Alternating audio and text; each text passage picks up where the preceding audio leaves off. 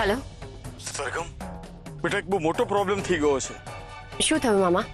Police વાળાને ખબર પડી ગઈ છે કે ડોક્ટર સુભાષનો લાસ્ટ કેસ ધ્વનિતનો હતો. બેટા ક્યાંક એ લોકો ધ્વનિતની ઇન્ક્વાયરી કરવા પણ આવી શકે છે. ક્યાંક કૂતું ના થઈ જાય બેટા. હા આ તો બહુ જ મોટી પ્રોબ્લેમ થઈ જશે.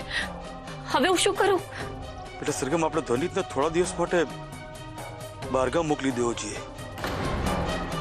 જ્યાં સુધી આ કેસ પૂરો ના થાય ત્યાં સુધી એ આઉટ ઓફ સિટી રહે તો જ સારું છે.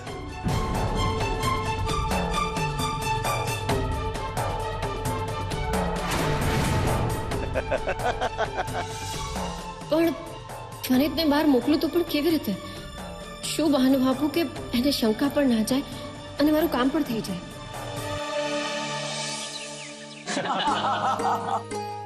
ઘણા સમય પછી આપણે બધા સાથે મળીને જમી રહ્યા છીએ.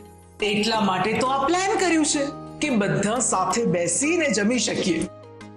અરે ચિરાગ, તું પોખરાજ સાથે દુકાને જાય છે કે નહીં? ના મોટી બા, હમણાં પપ્પા જાતે પોતે જ ધંધો સંભાળી રહ્યા છે, કારણ કે કોઈ નવા પ્રોજેક્ટ ઉપર કામ કરી રહ્યા છે એટલે. ચિરાગ પણ ઘરે બેસીને કેટલી મહેનત કરે છે. બિચારો દિવસ રાત એકલો કામ કરતો હોય છે, થાકી જાય છે, છતાં એના ચહેરા પણ એક પણ ફરિયાદ નથી હોતી. ચિરાગભાઈ, મને લાગે છે કે હમણાંથી તમારું કામ થોડું વધી ગયું છે.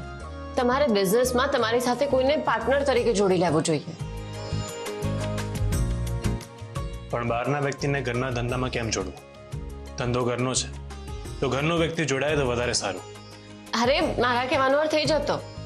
હા, તમારા લોકોની વાત સાચી છે, પણ જો પપ્પા તો દુકાન પર જાય છે તો એમને જોડાવાનું ન કહી શકાય.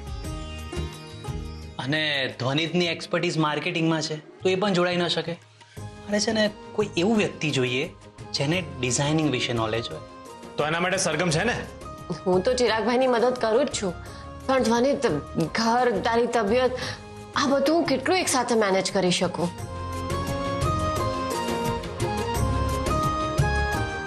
ચિરાગ, તું જ કહેતો હતો ને કે રેવાને ડિઝાઇનિંગનું કામ ફાવે છે, તો પછી તું રેવાને તારી પાર્ટનર બનાવી લે ને. હા, એમાં બીજા વિશે વિચારવાની જરૂરત જ ક્યાં છે? રેવાને કામ પણ મળી જશે અને પૈસાના પૈસા પણ. વાત તો સાચી છે લજ્જા વહુની. બહાર ક્યાંક જઈને નોકરી કરવી એના કરતા ઘરમાં કામ કરીએ એ વાત તો સારી જ છે ને. તો બેટા તું ચિરાગ સાથે જોડાઈ જા ને.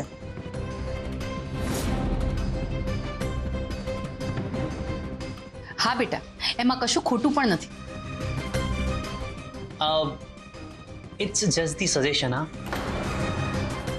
હા, તમને લોકોને ખબર છે રેવાને ડિઝાઇનિંગ વિશે બહુ સારી સમજણ છે. એકવાર એણે મને મદદ કરી હતી અને મને કીધું હતું કે ડિઝાઇનિંગમાં થોડા ફેરફાર કરી નાખો, અને મેં એ ફેરફાર કર્યા ને તો ક્લાયન્ટને એ ડિઝાઇન પણ ગમી ગઈ હતી.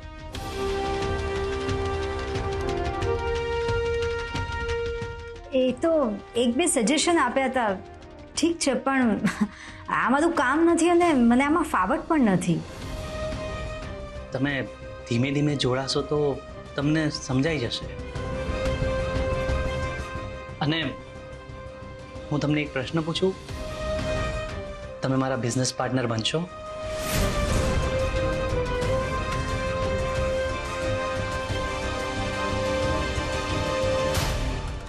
સાચું કહું ને તો મને આ બિઝનેસમાં ઇન્ટરેસ્ટ છે, પણ શું છે, આખો દિવસ હું ધ્વનિતને મદદ કરતી હોઉં છું, કારણ કે એને નવી નોકરીમાં બ્લોગ્સ અને માર્કેટિંગ જેવી વસ્તુઓમાં મને રસ છે અને મને એમાં ફાવટ પણ છે, એટલે હું તમને સમય નહીં આપી શકું.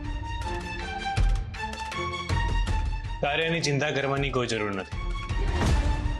આ બધામાં સરગમ એક્સપર્ટ છે. મારે હેલ્પ જોશે તો સરગમ પાસેથી માંગી લઈશ. અને આમ પણ એને તારા કરતા આ કામમાં વધારે અનુભવ છે. સરગમ, તું મને હેલ્પ કરીશ ને? હાસ તો, કેમ નહીં?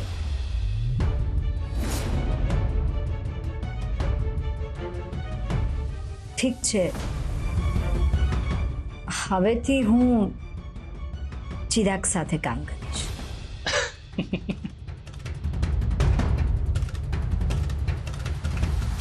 ચલો બહુ સરસ.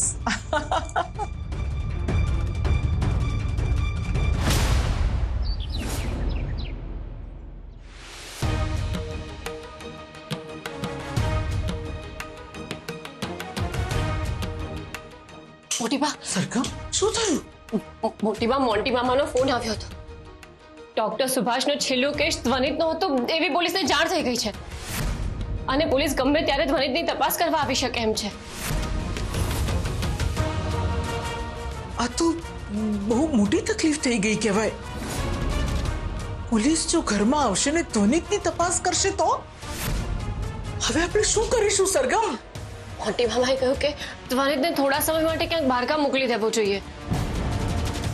પણ હું એને કહું કેવી રીતે કે તું બહારગામ જા? અને જો એવું નહીં કરું અને પોલીસ આવી ગઈ અને પ્રશ્નો કરશે તો આખી વાત ઉગડી જશે. અને જો કોઈ પુરાવા મળી ગયા તો બહુ જ મોટી મુસીબત થઈ જશે. પણ કંઈક તો રસ્તો કાઢવો પડશે ને સરગમ. હા, પણ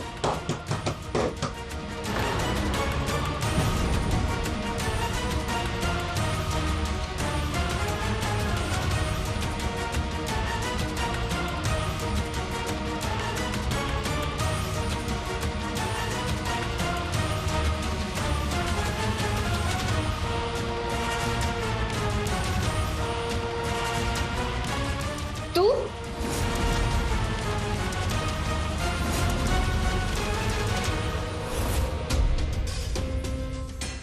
હા હું શું વાત છે?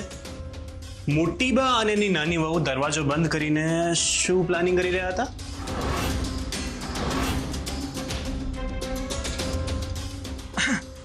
અમે બહુ જ મોટું પ્લાનિંગ કરી રહ્યા હતા. વાત જાણે એમ છે ધ્વનિત કે તું અને સરગમ ઘણા સમયથી બહારગામ જવાનું વિચારતા હતા પણ જઈ નતા શક્યા. તો હવે તો તારી તબિયત પણ સારી થઈ ગઈ છે તો થોડા દિવસ માટે ક્યાંક હિલ સ્ટેશન પર જઈ આવો ને. મોટી બા, તમે તો મારા મનની વાત કરી દીધી. ચાલ ને ધ્વનિત, આપણે ક્યાંક ફરવા જઈએ. અત્યારે બિલકુલ શક્ય નથી. અત્યારે મારી જોબ ચાલે છે અને જોબ મારા માટે કેટલી ઇમ્પોર્ટન્ટ છે. માંડ માંડ તો મારું કામ શરૂ થયું છે. પણ તારું કામ તો ઓનલાઈન હોય છે ને, તું ત્યાંથી પણ કરી શકીશ ને. ઠીક છે, ખાલી 5 દિવસ બસ. એનાથી વધારે મારા માટે શક્ય નથી. ઠીક છે. હા હા, બહુ સરસ. મીરા વહુના કાકાએ હમણાં જ નવો ટ્રાવેલનો બિઝનેસ શરૂ કર્યો છે તો મીરા વહુ પાસેથી નંબર લઈ લેજો, એ તમને મદદ કરશે. સારું, હું હમણાં જ મીરા આંટી પાસેથી નંબર લઈને આપું છું. થેન્ક યુ મોટી બા.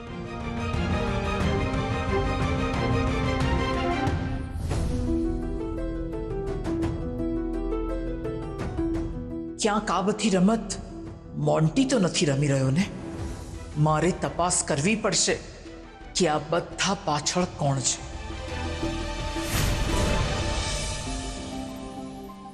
મીરા આંટી, હું અને ધ્વનિત ફરવા જવાનું પ્લાન કરી રહ્યા છીએ. મોટી બાએ જ કહ્યું છે અમને બહાર ફરવા જવા માટે. અરે વાહ, આ તો બહુ જ સારી વાત છે. તમારા કાકાએ કંઈક ટ્રાવેલિંગનો બિઝનેસ સ્ટાર્ટ કર્યો છે ને, તો મોટી બા કહેતા હતા કે એમની પાસેથી જ પેકેજ લઈએ. હા, એ તમને ડિસ્કાઉન્ટ પણ આપશે. કાર્ડ મેં કબાટમાં જ મૂક્યું છે, હમણાં જ કાઢી આપો. અરે, કાર્ડ તો અહીંયા જ મૂક્યું હતું, ક્યાં ગયું?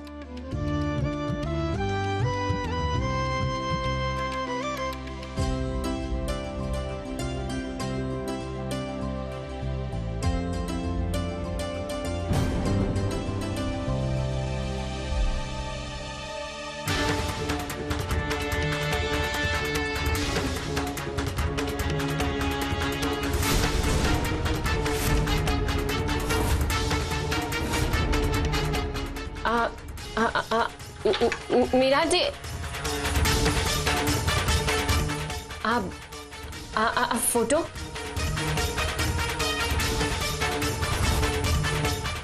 આ તો રેવાના પતિ સમીરનો ફોટો છે.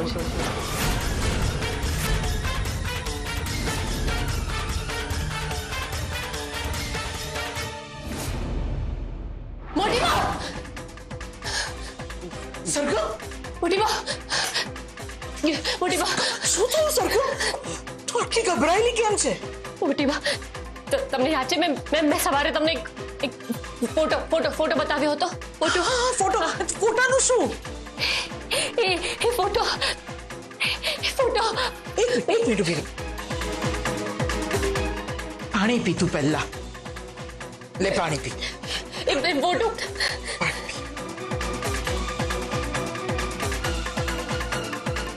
શાંત થઈ જા બેટા પહેલા. મને કે હવે શું થયું છે? મોટી બા એ ફોટો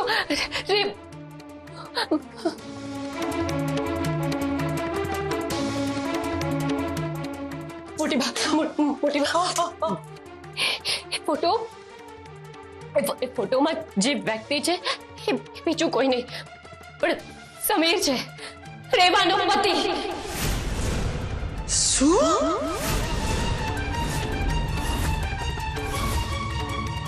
હા, ત્વની રીતના શરીરમાં જેનું હૃદય છે એ વ્યક્તિ બીજું કોઈ નહીં પણ રેવાના પતિનું છે.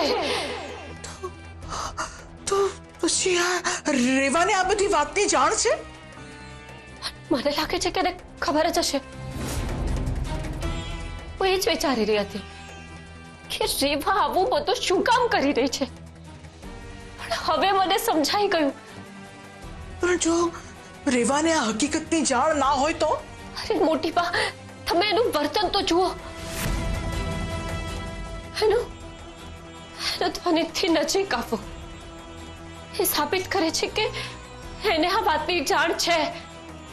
અને એને તો મને ઓપન ચેલેન્જ આપી હતી કે ધ્વનિતને મારાથી દૂર કરી દેશે. એનો અર્થ એ થયો કે એના મનમાં બદલાની ભાવના છે. મોટી બા સમીરનું હાર્ટ જો ધ્વનિતની બોડીની અંદર હોય તો આ વાતની જાણ તો રેવાને પહેલેથી જ હોવી જોઈએ ને. તું કહેતી હતી ને કે ડોનરના ફેમિલીને પૈસા મળે છે, તો રેવાને પણ પૈસા મળ્યા હોવા જોઈએ અને કદાચ એટલા માટે જ આના માટે સંમત થઈ હશે. મને એ પ્રશ્ન થાય છે કે શિફાને આની જાણ કેવી રીતે થઈ? આ વાત ફક્ત ડોક્ટર સુભાષને જ ખબર હતી.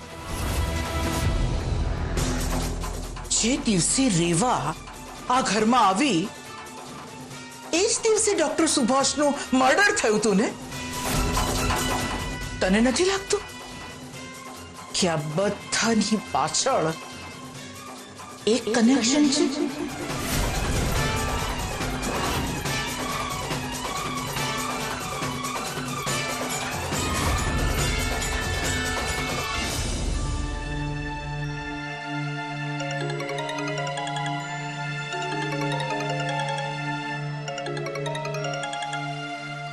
હેલો. ધ્વનિત ઝવેરી બોલો છો? હા બોલું છું. તમે કોણ? તમારો શુભચિંતક. જુઓ, તમને જરૂરી માહિતી આપવા માટે ફોન કર્યો છે. તમારી પત્ની તમારી સાથે બહુ મોટી રમત રમી રહી છે. તમને બહારગામ લઈ જવાની પાછળ એક બહુ મોટો હેતુ છે. તમારે એની સાથે બહારગામ ન જવું જોઈએ. બી અવેર. વોટ? તો તમે શું બોલી રહ્યા છો? Hello hello hello.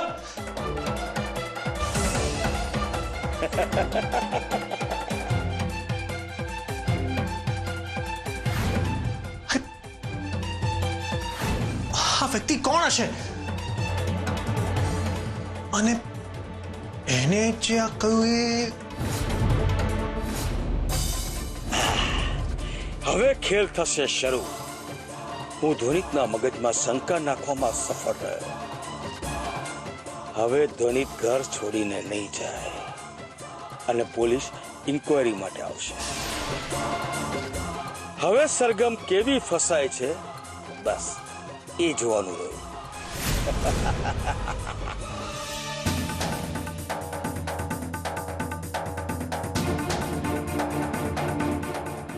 Shirt! Sargam મારી સાથે આવું શું કામ કરે? અને આ વ્યક્તિને કેવી રીતે ખબર પડી કે અમે લોકો બહાર જવાના છીએ? શું ખરેખર આની વાત સાચી હોઈ શકે? હા વ્યક્તિ છે તો છે કોણ?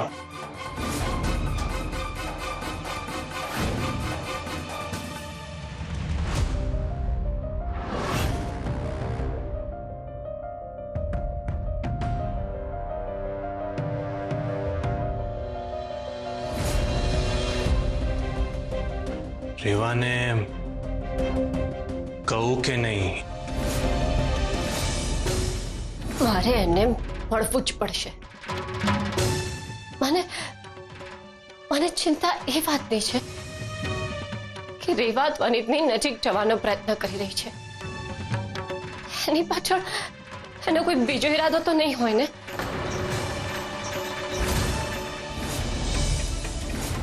રેવા, ધ્વનિત, હું હમણાં જ તને યાદ કરતી હતી. હું તો શું રેવાને કહેવું યોગ્ય છે? ના, પહેલા મારે સરગમ સાથે વાત કરવી જોઈએ. શું થયું ધ્વનિત? તું મને મળવા આવ્યો હતો ને? મને મળ્યા વગર જઈ રહ્યો છે? ખબર નહીં કેમ પણ હું રેવાની નજીક આવી પહોંચ્યો છું. મારું મન મને રેવા તરફ ખેંચીને લાવ્યું છે. મને લાગે છે મારે એની સાથે વાત શેર કરવી જોઈએ. શું તું હવે જવાબ પણ નથી આપતો? શું આપણે સારા ફ્રેન્ડ્સ નથી? શું આ બધું કોઈના મેન્યુપ્યુલેશનના કારણે છે? કદાચ સરગમ આપણને દૂર કરવા માટે કંઈ કરી રહી છે અને એ ટ્રેપમાં તું ફસાઈ પણ રહ્યો છે. એવું નથી. એવું જ છે મોટી બા. રેવા ગેમ રમી રહી છે અને આપણે હાથ ઉપર હાથ ધરીને બેઠા છીએ. પણ એની પાસેથી પણ કેવી રીતે જાણીશું કે આ મર્ડર એણે કર્યું છે કે નહીં? એ તો રેવા જ કહી શકે. પણ મને લાગે છે કે આમ ગોળ ગોળ વાત ફેરવવા કરતા આપણે રેવા સાથે જ સીધી વાત કરવી જોઈએ. પણ આપણે સીધે સીધું એને પૂછીશું, કઈ કહેશે થોડી. ના, એને સીધે સીધું પૂછીશું તો એ સત્ય નહીં જણાવે. પણ મેં વિચારી લીધું છે કે આપણે કેવી રીતે સત્ય જાણીશું એ. ધ્વનિત, ધ્વનિત, તું મારો સારો ફ્રેન્ડ છે. તું મારી સાથે કંઈ પણ શેર કરી શકે છે. તું આવું બધું ક્યારથી વિચારતો થઈ ગયો? હું તારા પર બહુ જ વિશ્વાસ રાખીને આ વાત તને શેર કરી રહ્યો છું. સરગમે ઉચિંતાનો ફરવા જવાનો પ્લાન બનાવ્યો અને એમાં હું માની પણ ગયો.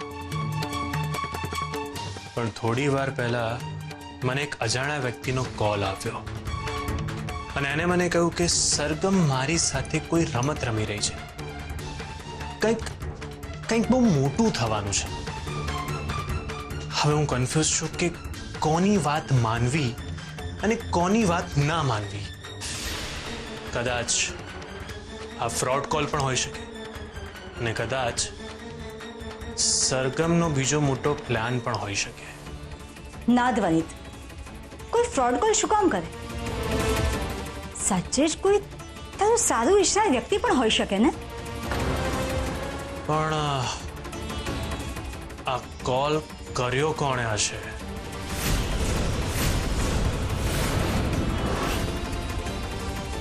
એ તો હું પણ વિચાર કરી રહી છું કે આ ફોન કોણે કર્યો હશે. લાગે છે સરગમનો બીજો પણ કોઈ દુશ્મન છે.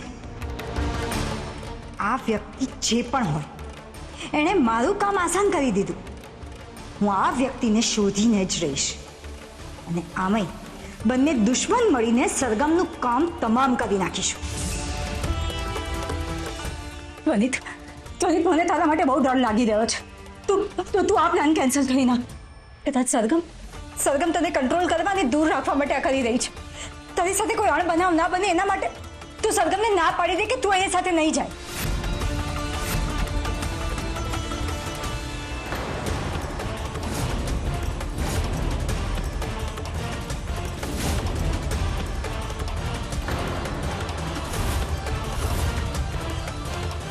મોટી બાપ તમે અહીંયા?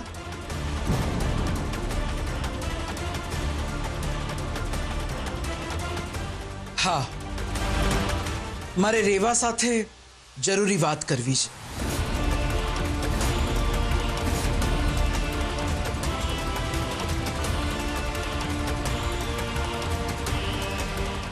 ચાલ રેવા,